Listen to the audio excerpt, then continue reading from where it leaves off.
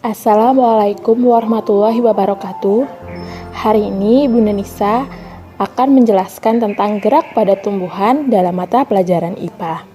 Nah, gerak pada tumbuhan dibagi menjadi 3, yaitu yang pertama, gerak tropisme, yang kedua yaitu gerak nasti, dan yang terakhir yaitu gerak taksis. Bunda akan jelaskan tentang gerak tropisme.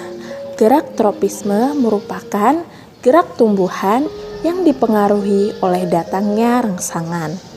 Nah, selanjutnya yaitu gerak nasti. Gerak nasti ini berkebalikan dengan gerak tropisme. Gerak nasti merupakan gerak tumbuhan yang arahnya tidak dipengaruhi oleh datangnya rangsangan.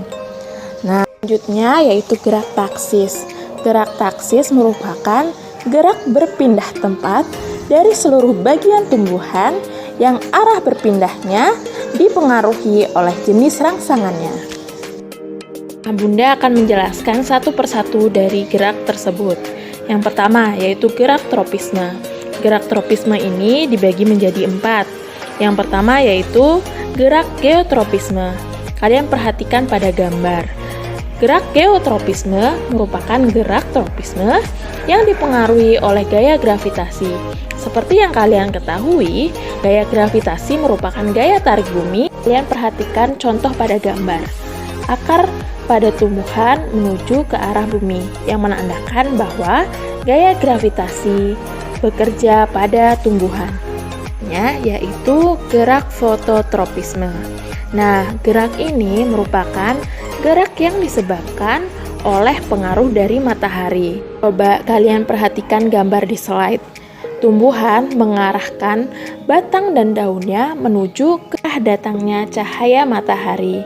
Ini menunjukkan bahwa matahari merupakan rangsangan dari tumbuhan tersebut. Yaitu gerak trigmotropisme. Gerak trigmotropisme merupakan gerak yang disebabkan oleh pengaruh rangsangan akibat persinggungan. Nah, kalian bisa lihat pada gambar. Lihat, itu merupakan tanaman merambat. Tumbuhan ini akan membelit benda yang ada di dekatnya. Tanaman ini akan terangsang apabila ada benda di dekatnya sehingga dia menuju ke arah rangsangan. Selanjutnya yaitu gerak hidrotropisme.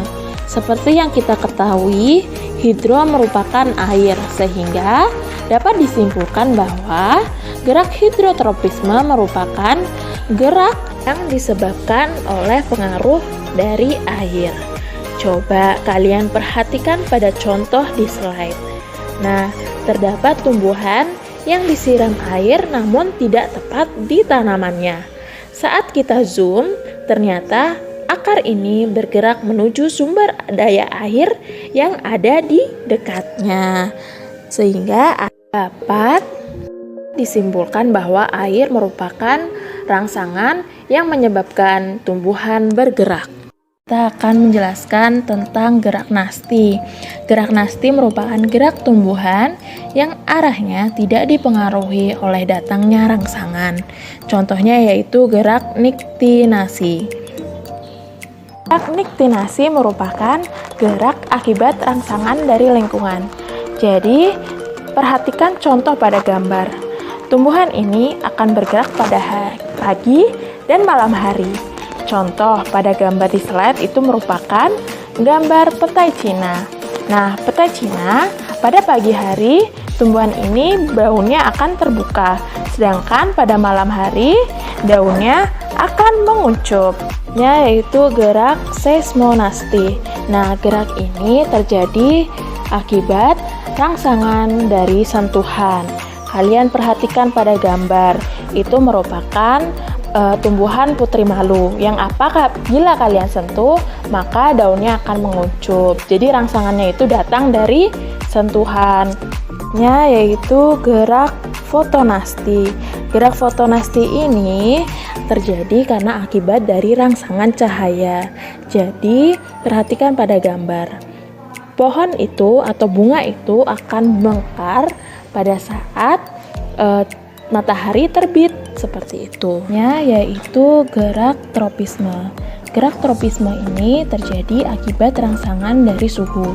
Contohnya pada gambar, bunga tulip akan bermekaran pada musim semi.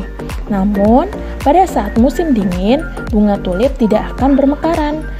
Hal ini terjadi karena suhu yang sangat ekstrim. Selanjutnya yaitu gerak nasti kompleks.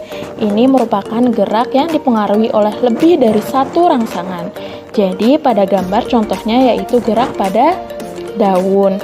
Saat daun berfotosintesis, maka di dalam tubuh daun ini melakukan pergerakan. Ini dapat dipengaruhi oleh suhu, cahaya, dan air. Jadi tidak hanya satu rangsangan yang terjadi pada gerak ini.